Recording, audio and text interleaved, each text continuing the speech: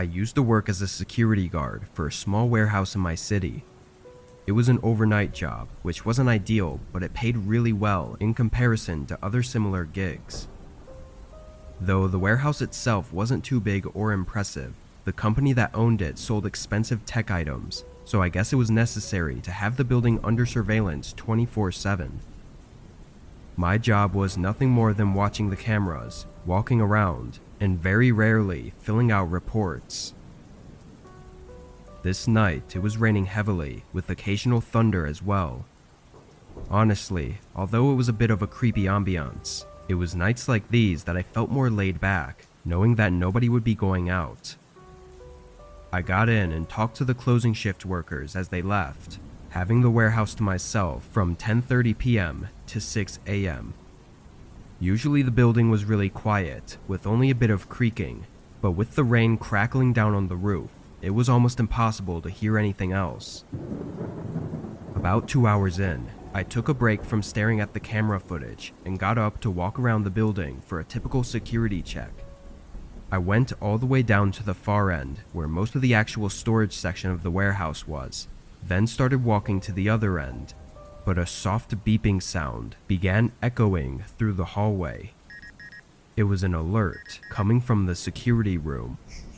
I walked quickly over and checked it, seeing that it was a latch sensor on the back door, which meant that someone tried to open it. I opened up the live camera feed that covered that door, but nobody was out there. After a minute, I went to the back door myself to take a look at it, thinking maybe the sensor was faulty or that the rain had messed with something. I disabled the alarm and opened the door, then glanced around, seeing nothing but an empty alleyway behind the warehouse. Nothing out of the ordinary. The door itself looked fine though. I mean, I was no expert on it, but I ran it through the test and it never misfired or failed to detect the latch. I looked around once more before shutting and locking it. Unfortunately, despite me not seeing anyone or anything, I still had to file an entire report on the incident due to the alarm showing up in the system. So I got back to the security office and started filling out the paperwork. Only a couple minutes in, a thud echoed through the entire building. I jumped up and stared down the hallway, unsure of exactly where the sound came from or what it was. I left the room and stood in the hallway, listening for any more sounds, but didn't hear anything aside from the rain hitting the roof. I walked cautiously across the building, looking at the shelves for any fallen boxes or noticeable damage, but as I got closer to the front of the building, the sound of the rain started to get louder. I rounded the corner and stopped in place as I looked across the warehouse. The front door was wide open, and on the floor I could see the reflection of water puddles, likely from someone having entered the building. I sprinted back and locked myself inside the room, pressing the emergency button to get a hold of the police immediately.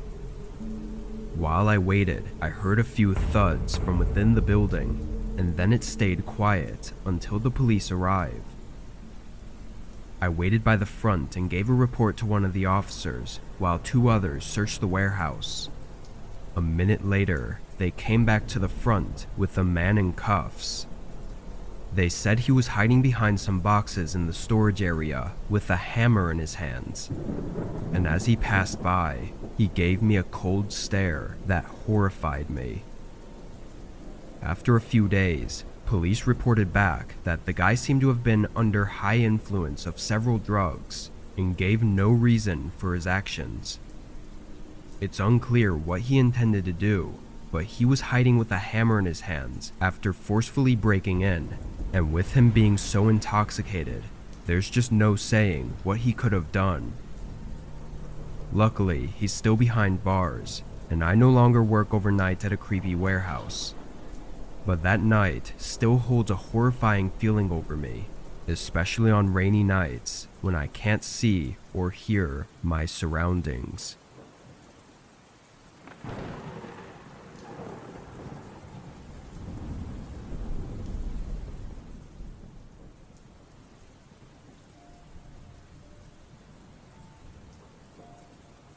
I'm an officer for our local police department. Shifts in our department are always switching around, having people work 10 to 12 hours on a different schedule every week, sometimes overnight, followed by early morning, and then overnight again. On this day, I was working 10 p.m. to 10 a.m. and was at the office when a dispatcher notified me of a call about a group of teenagers trespassing on private property.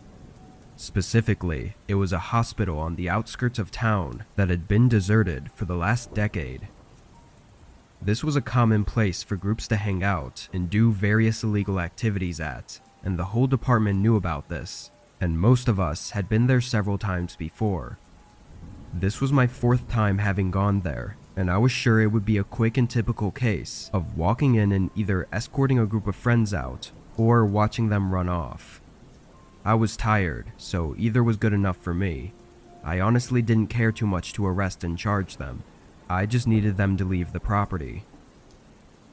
When I got there, I was quickly aware of a flashlight shining through the windows of the second story.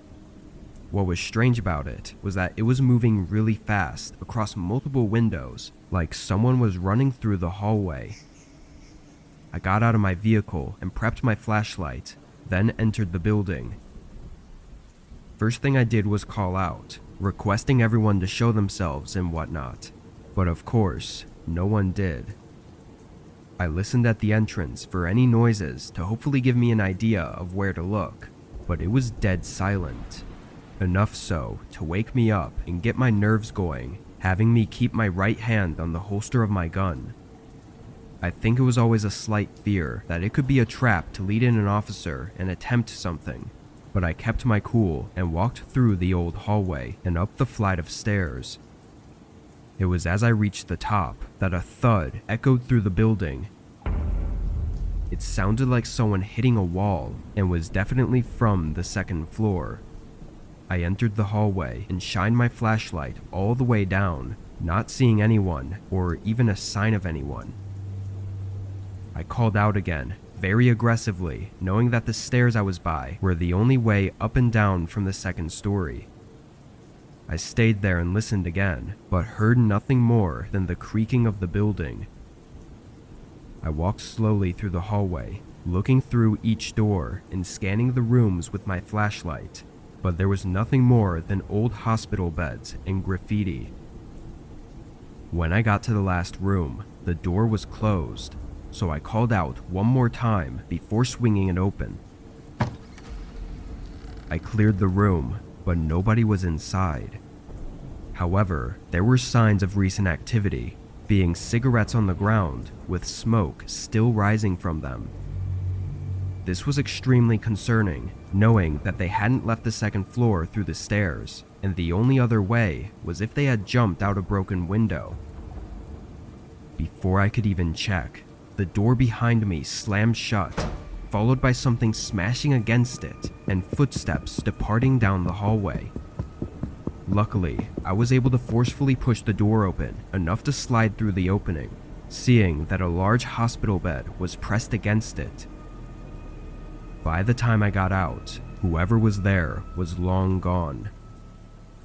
Backup came, and we did a more thorough investigation, also checking in with the one who originally called in the two teenagers. What was odd about this was that there was only one clear set of footsteps I heard, and only one flashlight in the window. The cigarettes still burning also showed that they had left in a hurry, which could have been from me arriving, but then why would one of them have stayed behind? In the morning, we got a report from a mother on her missing teenage son, followed soon after by an identical report by another mother on her teenage son. After looking into it for days, and then weeks, and then months, it was almost definite that they were not going to show up. And now, 6 years later, they still haven't. Their disappearance is an unlikely one, and that's what makes it so difficult. It isn't certain whether or not the person in the hospital with me was one of the two kids, but the current most stable theory is that it was someone else. And unless something more comes up, it's not likely that we'll ever know.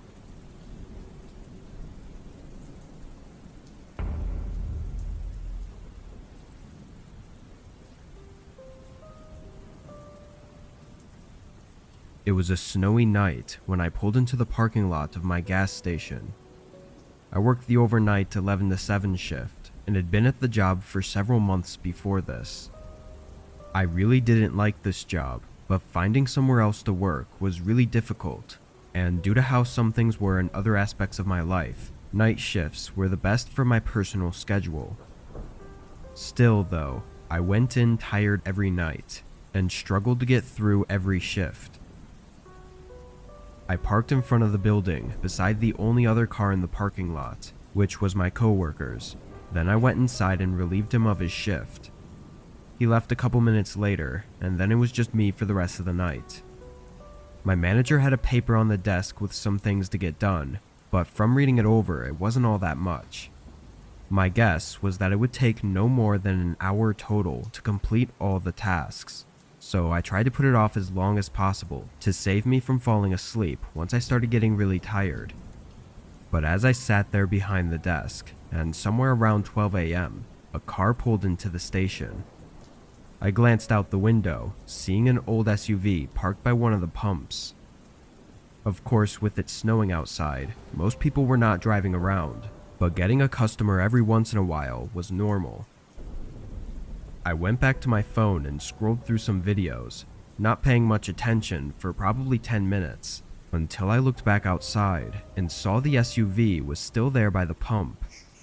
The headlights were off and the doors were closed, looking like they should be pumping gas, but it'd been so long.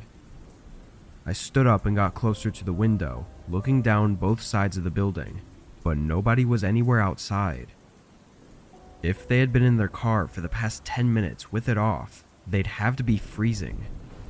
It was snowy, windy, and cold, so I honestly got a little nervous for them. I paid more attention for the next few minutes, waiting to see any movement through the dark windows or for someone to get back inside their car, but there was nothing. It was like the car was just abandoned right next to the pump. After some thought, I put on my jacket and went outside. Immediately, I knew I was right. It was way too cold for anyone to be in there with the car off, or for anyone to even be outside for more than a few minutes. I rushed over to the car and looked around, then put my face close to the window and tried to look inside. "Hello? Anyone in there? Just checking to see if you're okay," I called out, but from what I could see, there wasn't anyone inside. It wasn't exactly easy to see, so someone could have been, but I was pretty sure there wasn't. Now even more confused, I backed up and looked around at the empty gas station parking lot before starting to walk back. Now with my eyes not focused on the car, I was just looking at the ground and noticed shoe prints in the snow going toward the building. Not really the front of the building, but kind of off to the side. I looked back and saw that they seemed to come from the car, but at this point I was freezing and didn't want to investigate further without warming up a bit first. I hurried inside and turned on the small heater next to the counter, putting my hands in front of it to warm them up. I was only inside for 30 seconds to a minute though, before a thump resonated through the building from behind me. I spun around, not seeing anything, then walked around the counter and toward the back. On the floor, there were puddles of dirty water, like snow that had melted off someone's boots. Feeling a chill run through me, I stepped closer to the back room and turned the corner toward where the supply room was. Standing in the dark behind one of the shelves, I could see the outline of a figure. They were tall with broad shoulders and had a large scruffy beard, and they were looking right at me. My heart stopped for a moment, but after the initial shock, my reaction was to just walk back to the counter. I don't know why, maybe I was just too shocked to react appropriately. After staring at the doorway to the supply room for I don't even know how long, I quietly picked up the store phone and called the police, whispering for help. Then I endured the most unnerving 10 minutes of my life as I waited. During this time, I didn't hear or see anything from the supply room, which honestly added to my fear. For some reason, the man never came out to confront me. When 2 cops finally pulled in and came inside, I quietly told them where the man was. They searched the room while I stayed by the front, but I was shocked when they came out with nobody else. The man was gone. Watery shoe prints surrounded the back door, but outside were fresh tracks in the snow going straight away from the gas station, straight into the completely dark, empty field that led on for miles. Obviously, nobody could search that at night, but even when they did in the following days, they didn't find anything. I mean, the field was huge. He could have gone anywhere, but it was so cold and windy that night that I was almost sure that they'd find a body. The SUV was taken in for hopefully more information. I don't know how or why, but for some reason they couldn't find any history of ownership, so that left us with just what we know from that night, and we are still left with just that. Who the man was and what he was doing remains unsolved, and where he is now is just as much of a question.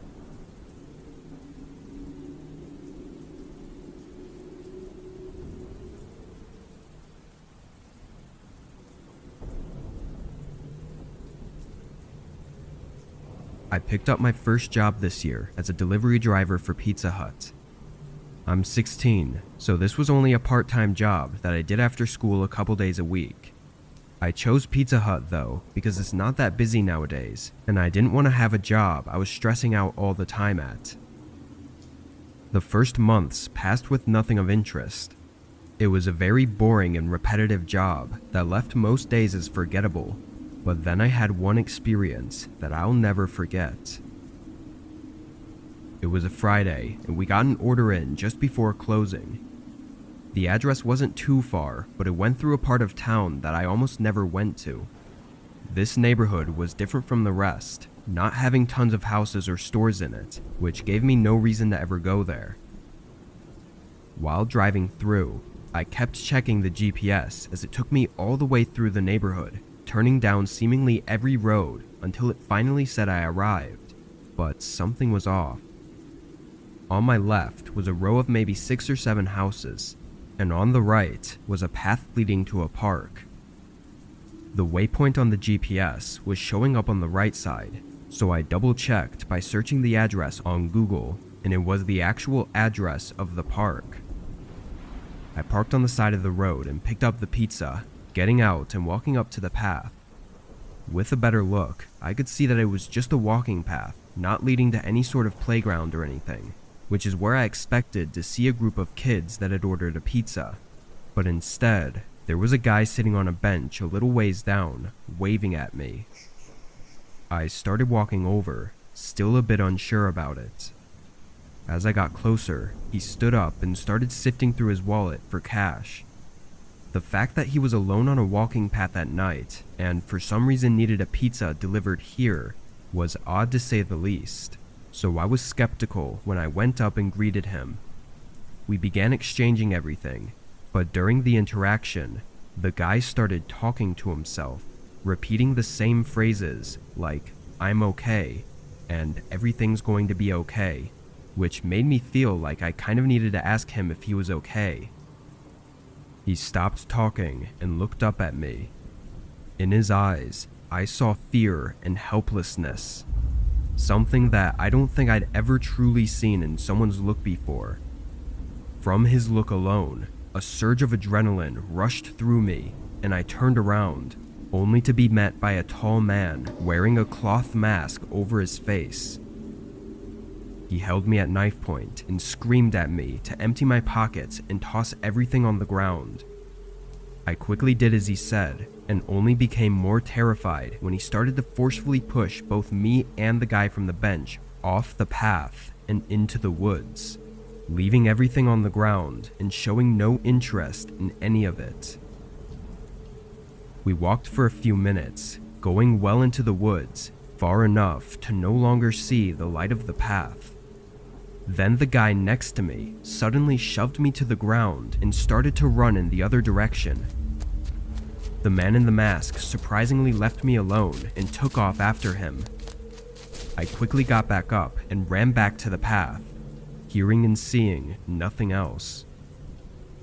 Police arrived only a few minutes after I called, but both men were gone, and from what I know, they still are. I can't say why the other victim pushed me down, though it was most likely an effort to leave me behind so he could escape. I don't blame him, but it was a low move and makes me feel slightly less sorry for him and whatever he had to endure afterward. What the abductor intended to do is unknown, but him showing no interest in my wallet or belongings makes me feel it was something extremely awful. Ironically though, it was the selfishness of the other victim that both put me in that awful situation and saved me from it.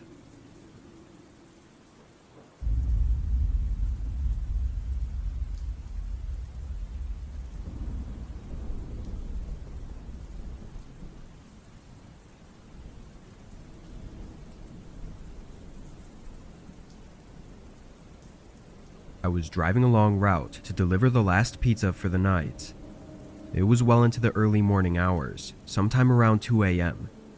I live in a pretty small town, working for a local pizza shop that was one of the only places offering delivery, given that most of the town is spread far out. The road I was on was a not so often used side road that conveniently went from one side of the town to the other without any stoplights or intersections. It was mainly empty, going through the forest that surrounded our town. As I drove along, something with my car started to feel different.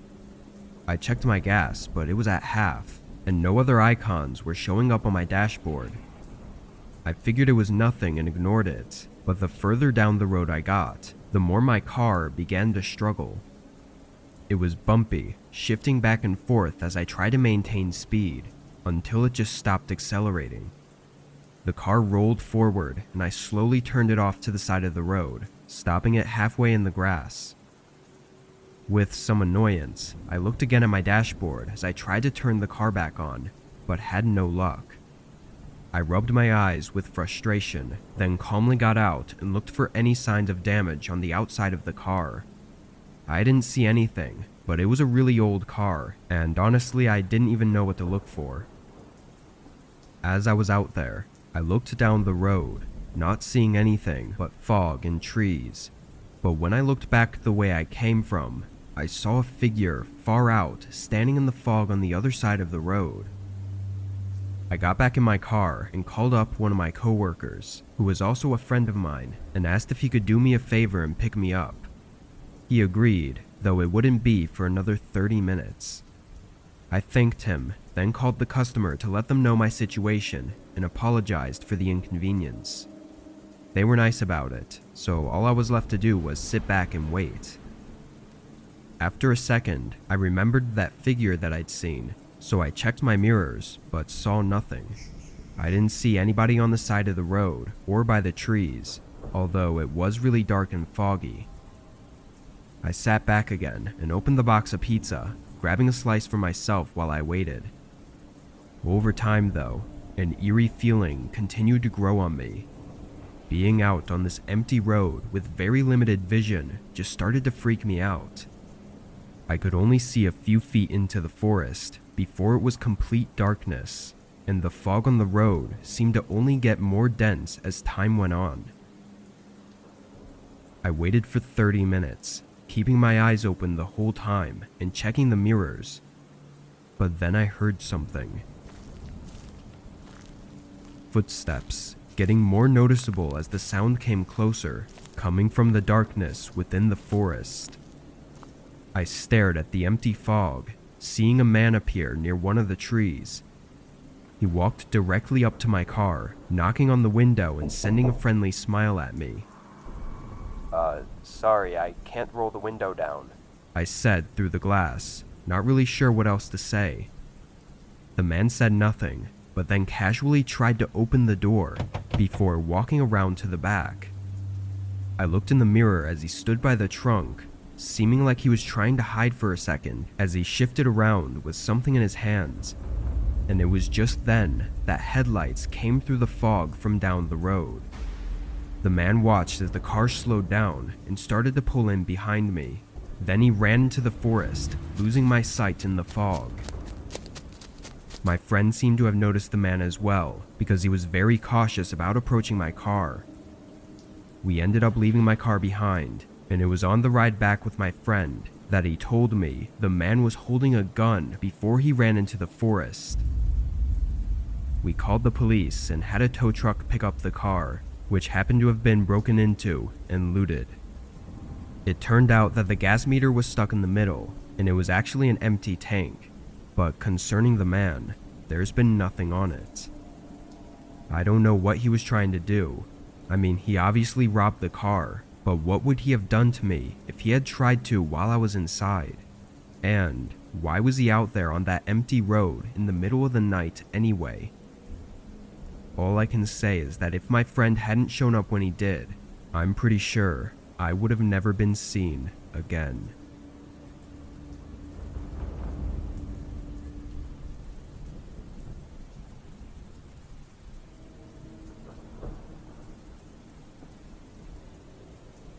Being a delivery driver was never my first choice for a gig in my late 20s, but I got laid off during COVID, and the only place hiring was a local pizza shop.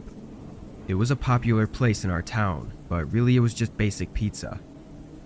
Anyway, this was during the time when everyone was staying inside and ordering for delivery, so I was working overtime and staying busy up until close every night at 1 a.m. This was just another day, running deliveries all over town. Around 12, we got a call in for 4 large pizzas for a house located just outside of town, about 30 minutes away.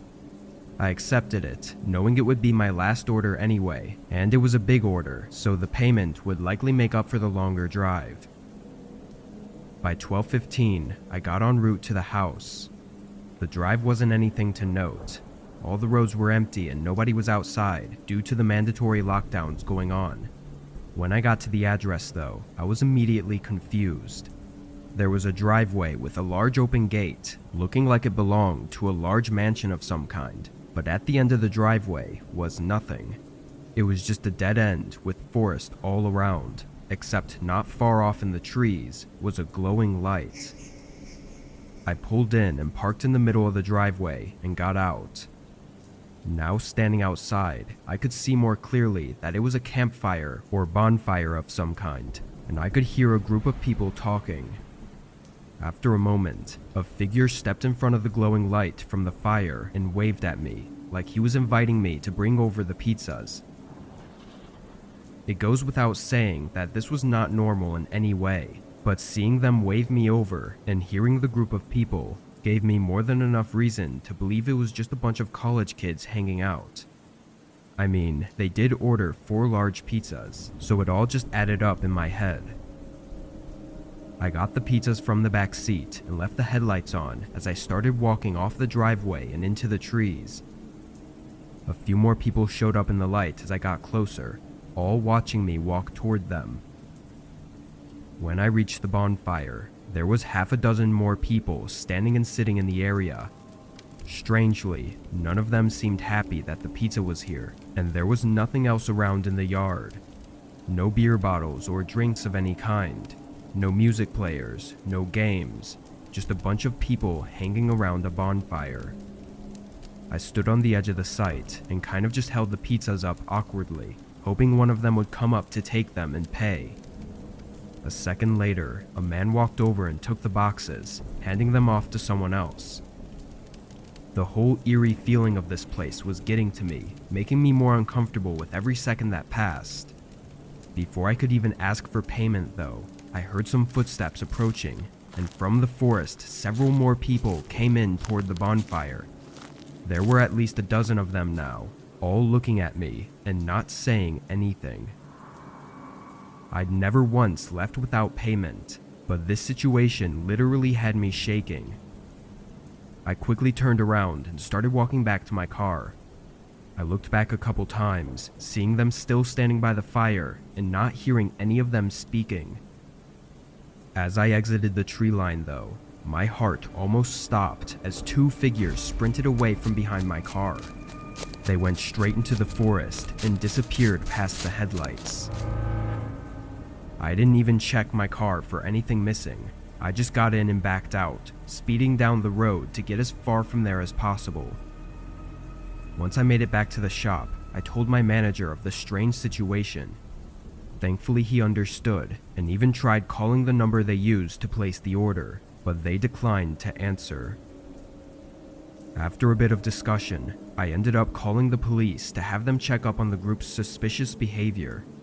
It had been less than an hour since I was there, but when the police arrived, the only sign of them was the bonfire still burning, but left unattended. What really happened that night is unknown, and as far as I can see, it will likely remain that way.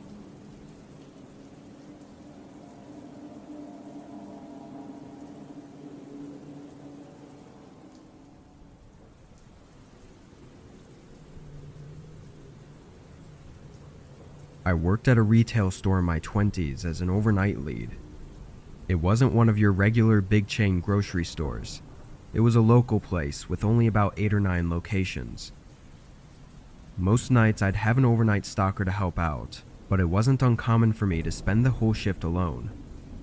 Again, not the biggest store, so it really wasn't a very intense working environment. A lot of the time I'd find myself working slow, just so I wouldn't run out of things to do. This was one of those nights where I was alone and working at a steady pace. At the beginning of my shift, I loaded up some boxes and moved into the aisles to start stocking. It doesn't take much mental effort, so my mind was elsewhere and just thinking about random things, not really paying any attention. I went through about 3 aisles until a knock at the front entrance made me jump. I almost didn't even realize what it was because I was so spaced out, but once I did, I got really confused. I heard them knock again, loud enough to echo through the store. I walked down to the end of the aisle and looked through the large front windows, seeing a man in a hood standing at the doors. I went up to the other side. "We're closed. Won't be open until 8 a.m. I said through the glass. The man looked at me but didn't say anything. I pointed at the sign on the door. "We're closed. Sorry," I repeated. The man continued to look at me for a few seconds, then turned and walked away. I watched him walk until I couldn't see him anymore, but it didn't look like he had parked anywhere.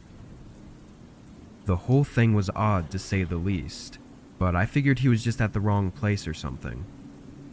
I went back to what I was doing, stocking up the shelves and eventually forgetting about the man. By 2 a.m., I'd gotten through half of the aisles and was ready to take my lunch break. I left the boxes where they were and went to the break room on the other end of the building. I was in there for probably a good half hour before I tossed the rest of my lunch and went back to work.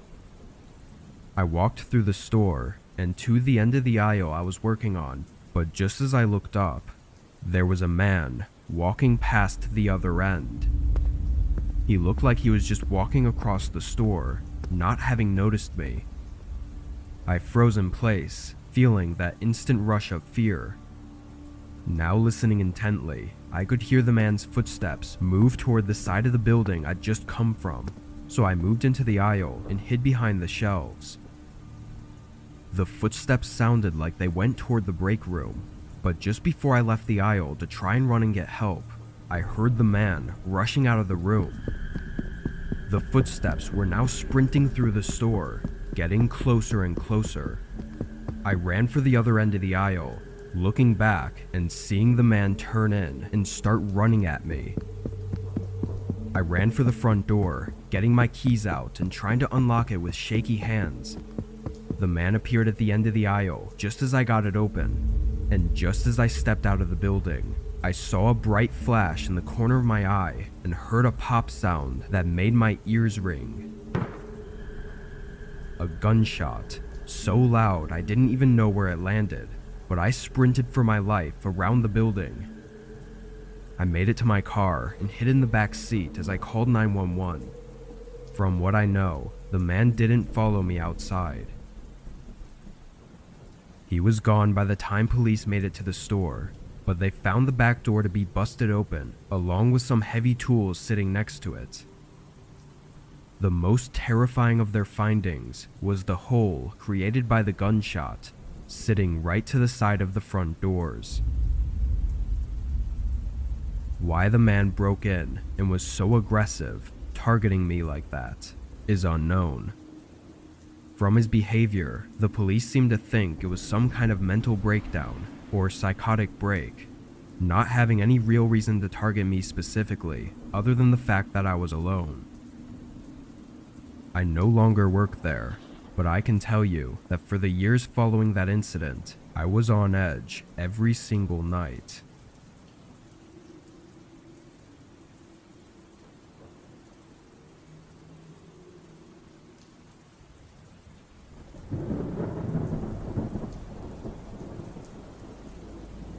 I work from home for a cybersecurity company, which really isn't as interesting as it might sound. I have to be online overnight from 10 to 6, scrolling through files full of code to see if anything is a possible threat. It's extremely boring, and when paired with the overnight shift, it makes for a struggle every night to stay awake. One night, just a few weeks ago, I was up at 2 a.m. working and feeling the weight of my eyes. I pushed through the sleepiness for a while, checking my phone over and over, hoping the time had somehow skipped forward. At 2:40 though, I took a break and decided to order some food to get myself some fuel for the remaining 3 hours of my shift. I opened up Uber Eats, and my only real option was Taco Bell, so I sent in an order and got up to get something to drink. As I walked through the house with only the hallway light on, I woke up some more and realized it was raining outside. I looked out the front window and was surprised at how hard the rain was coming down, given I had been so oblivious to it while working. My first thought was how I just ordered for delivery, and I felt really bad for basically making someone run through the rain for my own convenience. I checked my phone and saw the order was already received, so I sat on the couch and waited for them to show up. After about 10 minutes, I was notified that they had picked up the order, so I watched the map on Uber Eats as the car made their way across the town and eventually into my neighborhood. Once they were a minute away, I put my phone down and opened up the front door so we could make the exchange as quickly as possible. I stood at the open door, staring at the end of the road where they should have been coming from, but another 5 minutes went by without seeing any cars. I picked up my phone again and checked, but on the map, their car was still in my neighborhood, and when I zoomed in, I realized they were right around the corner, just before the turn onto my street. I looked outside again, but didn't see any lights from their car. My rightful reaction was that they probably had the wrong house, or couldn't see the address numbers through the rain, so I tried calling them. A few rings, then they rejected it. I tried again, but had no luck. Unsure of what exactly was going on, I stayed at the door and waited. I want to say 5 more minutes went by before I tried to contact them again. I called, and this time it rang for a while, but then they answered. I asked where they were and if they needed help finding my house, but as I listened for their response, all I heard from their side was the crackling sound of rain pouring down. After another few seconds, I hung up. Feeling really weird about that call, I checked the map one more time. At first, it hadn't updated, but when it did, it showed them right outside my house. I checked the windows and saw nothing, but knowing they were walking around in the rain like this was giving me a really bad gut feeling. I closed the door and locked it, and I swear I only made it a few steps down the hallway before a loud knock shook the front door. I carefully looked through the peephole. A man in a gray hoodie was pacing around on the porch. His head was on a swivel, like he was checking for any onlookers as he waited anxiously for me to answer. Uber Eats delivery. he yelled, but nowhere did I see a bag with my food. I stayed in place, not answering or making any sounds. The man got increasingly more hectic with his movements and called out several more times. Then, he suddenly pressed himself up against the door, blocking my view as I heard a few dull scrapes on the wood, before he quickly ran to the side of my house and disappeared in the rain. I called the cops, but his car was already gone, and from what I was told, he was using a scam account. A couple days went by with nothing else to report on, until I noticed a small scratch on my front door. It was an X, but it didn't look like it was made for me to see. It was more hidden, like a personal indicator for something. It could have just been a fluke to scare me, but I still painted over it to conceal whatever that marking was supposed to mean. That night still leaves me with an uneasy feeling in my gut, especially since he had some sort of sharp object in his hand as he waited for me to open the door. Part of me is still convinced that that won't be my last encounter with him.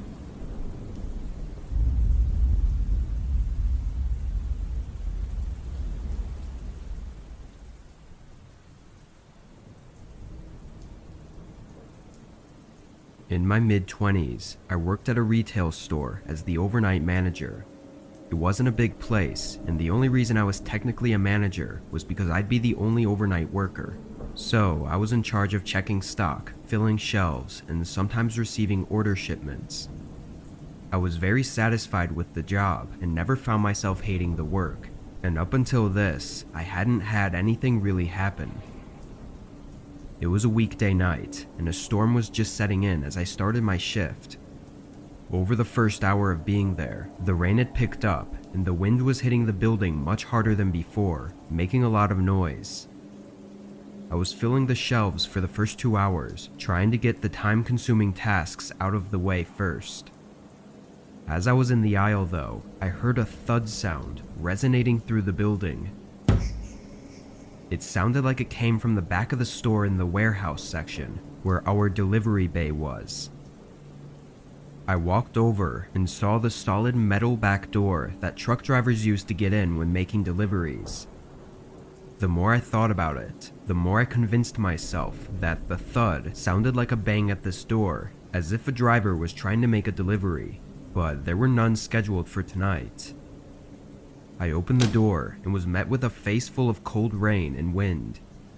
I stuck my head out briefly to look down at the shipping bay and saw no trucks, so I closed the door and dried off.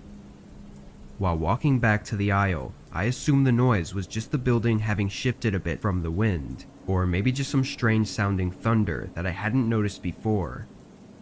I continued working for another full hour before taking a lunch break in the back office, spending maybe 15 minutes there before heading back. But while I was walking through the store, I got this strange feeling, like everything had gone silent aside from the rain ticking on the roof. It gave me chills, and as I reached the end of the aisle, I saw something that made my heart almost stop.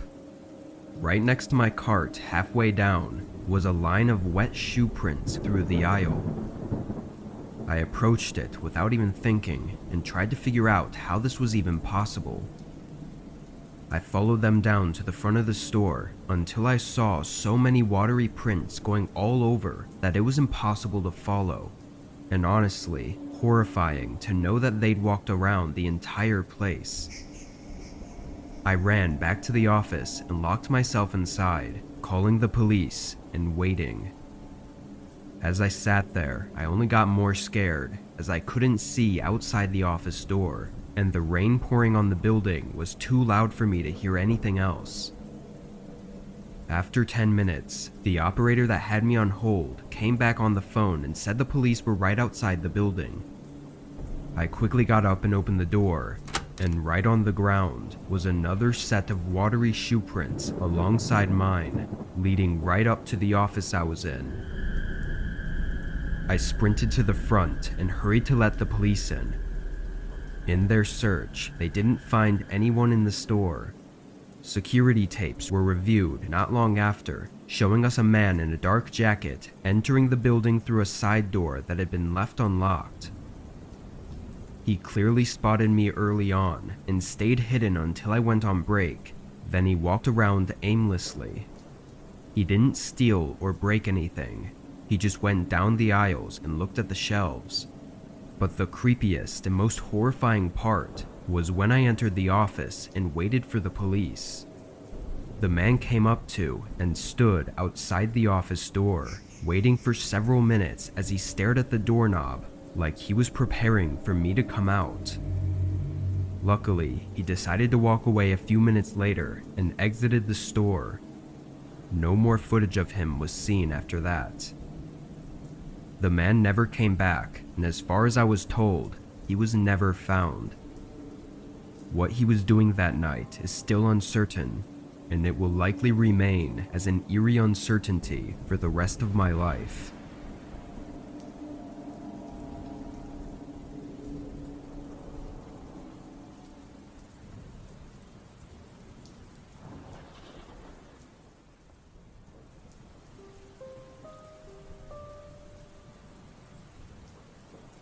This happened last fall. It was toward the end of the season, closer to winter, and where I live it gets pretty cold, and even snows sometimes in October. I've been doing food delivery for the past 3 years and was working on this night. It was around 10 p.m. and lightly snowing outside. It was one of the first snowfalls, so people must have been skittish to go out. I was one of few cars driving around, but a lot of orders were coming in. Pretty much as soon as I'd finish one, another one would pop up. After driving around everywhere until almost 1 a.m., I took up one last order. The snow was starting to pick up, and I was just getting a little tired. I drove through the McDonald's that they'd ordered from and picked up the food, then set in the directions to the house.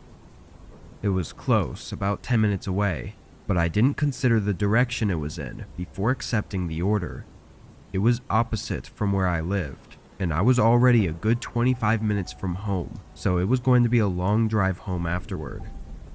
Annoyed at myself, I turned out of the parking lot and onto the road. The plow trucks still weren't out yet, probably because they weren't expecting this much downfall, but my SUV was usually good in the snow, so I wasn't that nervous. While I was driving, I noticed the road I was heading down was about to leave the main area of town. I checked the map again, and it said it was this way, but it was just a very unusual route.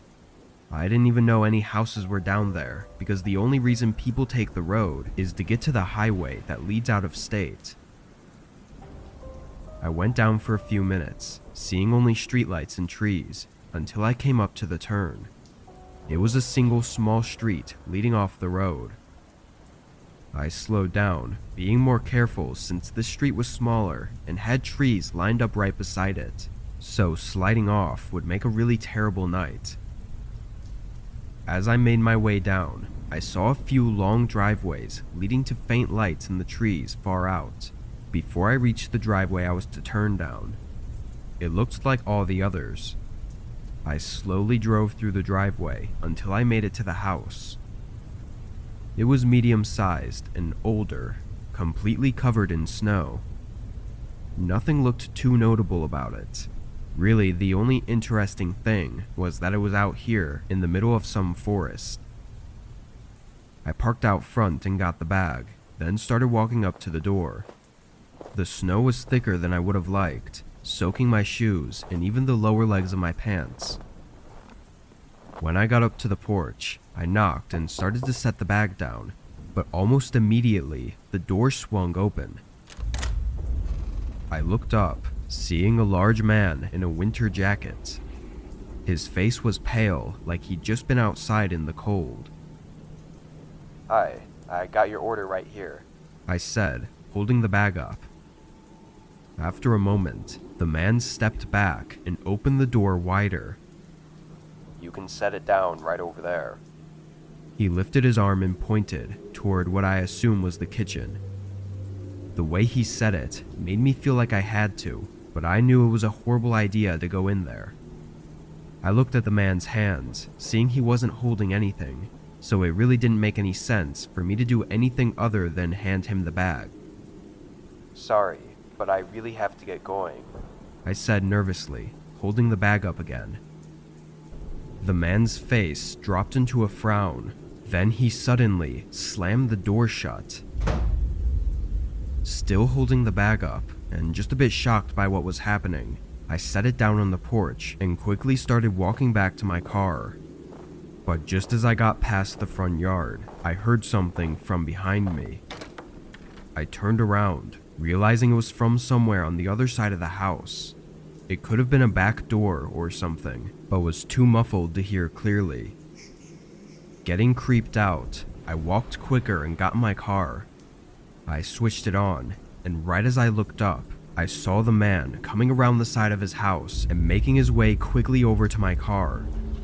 He had something in his hands. It almost looked like rope, but there was something else that I wasn't able to make out. I suddenly felt my heartbeat spike and adrenaline take over my body. I started going in reverse, trying my hardest to go quick while also not getting stuck in the snow.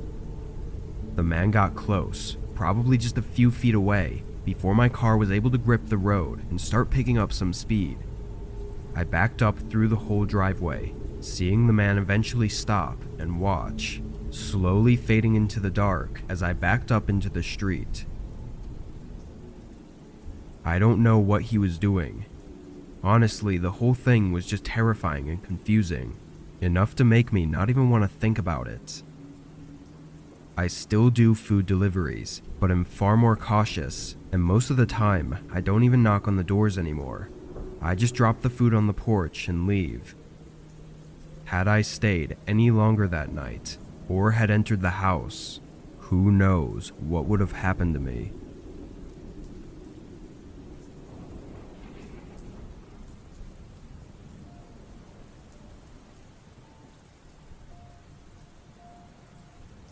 I work at a 24-hour drive-thru restaurant, and this had happened only a few weeks ago. I'm a crew manager, but for the most part, I just do the same things everyone else does, which is cook and take orders. For overnight hours, we always have at least 2 people, one being a manager and the other usually being a cook.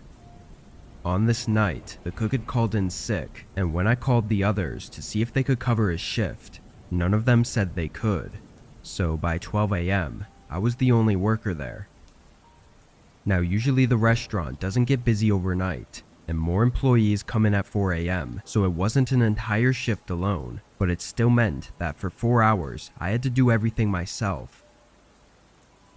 I left my headset on in case someone came to the drive-thru, then started working on the tasks I had for the night.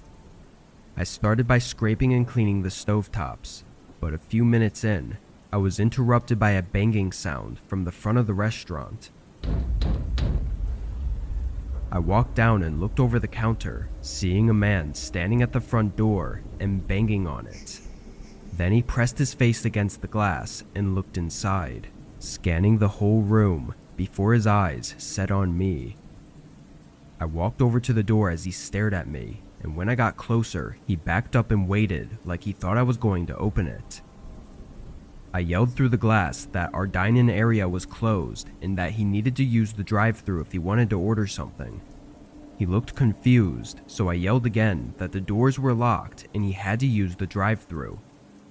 He showed no response that time, not giving me any idea whether he understood me or not, so I just turned around and walked back to the kitchen. I figured he'd have to get the hint at some point that the doors weren't opening. I continued working on the stovetops, spending at least 15 to 20 minutes on them. Throughout this time, I had gone once to check the front to see if the man had left, and from what I could see, he was gone. The whole parking lot was empty, and the man was not at the door. But it was a couple minutes after finishing with the stoves that I got an alert from my headset that someone was in the drive-thru. I turned on my mic and asked for their order while walking to the window, but nobody said anything. When I got to the window, I immediately saw in the camera that there wasn't a car out there. I looked around the screen and didn't see any movement either, so I ignored it and started walking back. But as I got to the back room, I slowed to a stop when I thought I heard something. I stood in place and listened as footsteps slowly walked above me on the roof of the building. They were careful steps, not making much sound aside from the roof creaking, but I had no doubt that there was someone up there. I followed the sound of their steps with my stare, moving down the ceiling until I saw the ladder leading to the maintenance hatch, and that's when I realized what they were doing. I sprinted over to the ladder and started looking for some sort of lock to keep the hatch from opening, but I'd never even used it, so I had no clue how it worked or if it even locked. Then there was a loud creak from the ceiling directly above me, and a few thuds came from the outside of the hatch.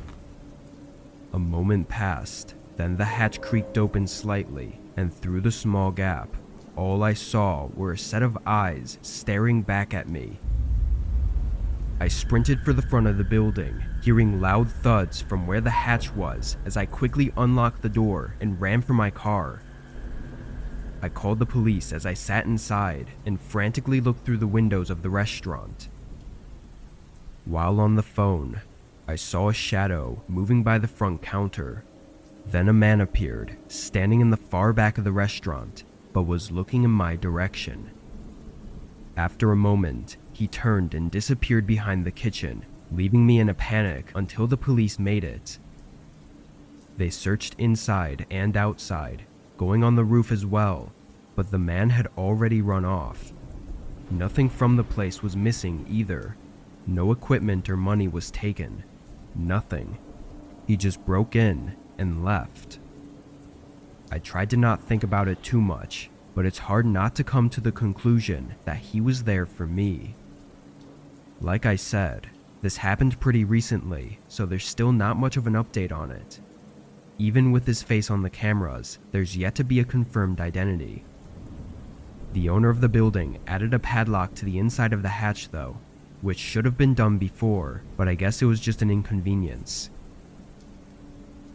I still worry about the man's intentions, and if he could be watching for me to be alone again, waiting to do whatever it was he tried before.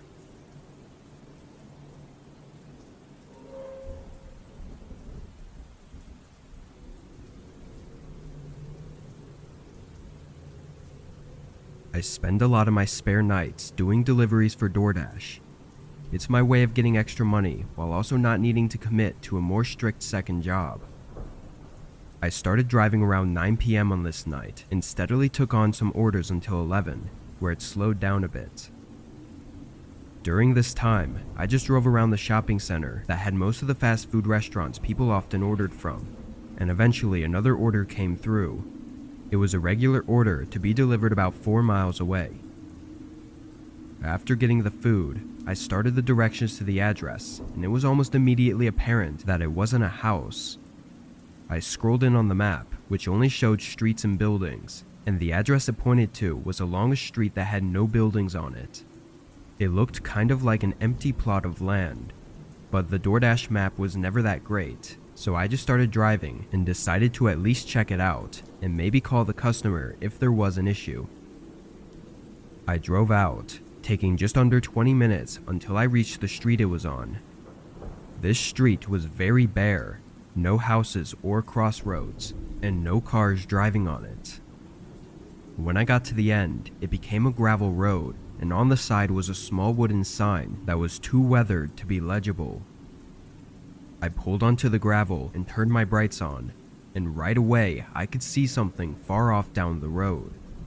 I drove in closer, and as I approached it, my phone dinged to let me know that I'd arrived. In my headlights was a small mobile home, or some kind of RV, and on the door were poorly painted numbers. I looked back at my phone. 2760. It was the address. I got out, holding the food in my hand as I walked up to the RV. Getting closer, it was a bit unsettling to look at. It was overgrown and old, which was strange considering it was a mobile home meant to be moving around. I gave it a knock and waited. This was a rare cash order, which made more sense once I saw the place, but it definitely didn't make me feel good having to stand here. As I looked around, an eerie feeling loomed over me. This place was surrounded by the woods with no lights anywhere. Past the RV, it was complete darkness. I heard something from inside, and I prepared for them to open the door, but then a voice to my right startled me. I looked over and saw a man smiling at me, standing by the corner of the RV. He asked if I had his order, and I nodded, apologizing and walking it over to him. I handed it off and said his total. The man reached into his pocket and pulled out a $5 bill, then smiled again and said he just needed to grab the rest. He turned and walked back around the RV while I stayed where I was. This whole interaction in writing doesn't seem as off as it was in person, but I can tell you there was something very wrong about this guy. It was just something about the way he acted and said everything that gave me chills. I waited for a minute or so before getting more nervous and looking around the corner to see where he went. In the distance, I saw a figure standing by what looked like the dark outline of a shed. They were not walking, they were just standing there. As the fear grew inside me, my head jolted around, hearing the door to the RV opening. A different man looked out at me, and just as I started to greet him, he slammed the door shut. My heartbeat now intensifying, I looked back out at the man who was by the shed. He was now walking back toward the RV, but had something else in his hands. In the moment, I couldn't tell exactly what it was, but it was either a long bat or a rifle. I ran back to the car, getting in and turning it on with shaky hands as I put it in reverse. The man came around the side of the mobile home and stood calmly in the darkness as I drove off. I don't know what happened there, but I wasn't exactly keen on finding out. I went straight home afterwards and debated calling 911, but was caught up on the fact that I didn't actually know what was going on. In the end, I made the regretful decision not to notify the police. Whatever happened that night will remain as just the strange encounter it was, with no answers to the true nature of it.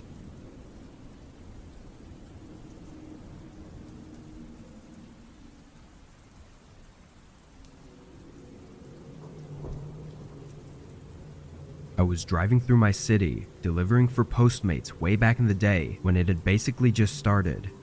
Every order was mostly inside the main city blocks, but I had just gotten an order from outside the main roads.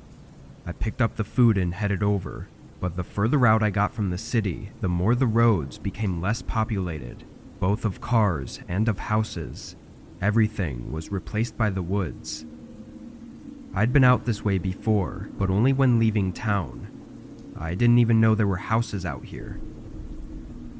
I drove until the GPS told me to turn down a gravel road, which was almost unnoticeable. There were no lights aside from the dim ones coming from my old car as I made my way down this thin path through the woods. It was much longer than I expected, taking a whole minute to reach the house. To be honest, it was what I assumed it would look like due to its isolated location in the woods. It was aged and almost entirely made of wood, having vines growing up the outside of the house. There were a few lights on inside, shining through the windows, but if there hadn't been, then I probably would have thought twice about approaching it. I checked the bag for everything, then went up to the front door. I pressed the doorbell, which didn't really work, so I had to knock as well. As soon as my hand hit the door though, it creaked open. Cautiously, I opened it a little further and called out. I have an order here from Postmates. A moment later, I called out again. Anybody home? There were no sounds coming from inside, but all of the lights I could see were on, and through the crack in the doorway, I could see a TV in the living room. It was playing, but was muted. I don't know how else to really explain my thoughts, but the vibes were just off, and I knew something was wrong about this. I turned and went back to my car, getting in and starting to do a U-turn. Right away, I felt a problem. The steering was stiff, and my car was struggling to move through the gravel, feeling extremely bumpy and jittery. I got out, and my face went cold when I saw that my front tire was flat. I then moved my eyes over to the other tires, and every one of them was flat as well, not just a little deflated, but completely flattened. My stomach dropped, instantly knowing this was a purposeful act. In that moment, my mind was everywhere. What terrified me was that I didn't know whether someone put something on the path, or if someone had come up while I was at the house and done it behind my back. Either way, the only thing I knew was that someone was out here with me, way out in the woods, in the middle of nowhere. I got back inside my car and locked the doors, trying to call 911, but had no connection. As I ran through my few options, I saw a light in the house flicker, and the front door opened wider, revealing a man in the doorway. Without any hesitation, he started walking quickly over to my car. I didn't second guess myself this time, putting it in drive and forcing my car through the gravel. In the mirror, I saw the man stop and stare at my car. Once I was on the main road, I took it more carefully, driving slow to keep from damaging my car until I got enough signal to call 911. But what unfolded afterwards was equally as terrifying. That house was owned and lived in by a single mother with 2 kids, all of which said they were at the house sleeping in their rooms at the time I claim this happened at. They never ordered anything, or saw any man, or even found anything missing in their home. I don't know if they were in on it somehow, or if they were just as much a victim as I was. Why the man ordered food to the house and slashed my tires still doesn't make sense to me though. The only thing I've thought of is that maybe he was planning to do something horrible to that family, and I was going to be set up somehow to take the fall for it, due to my presence at the property at the exact time it would have been committed. It may be a stretch, but if that's true, then me getting away might have saved more lives than just my own.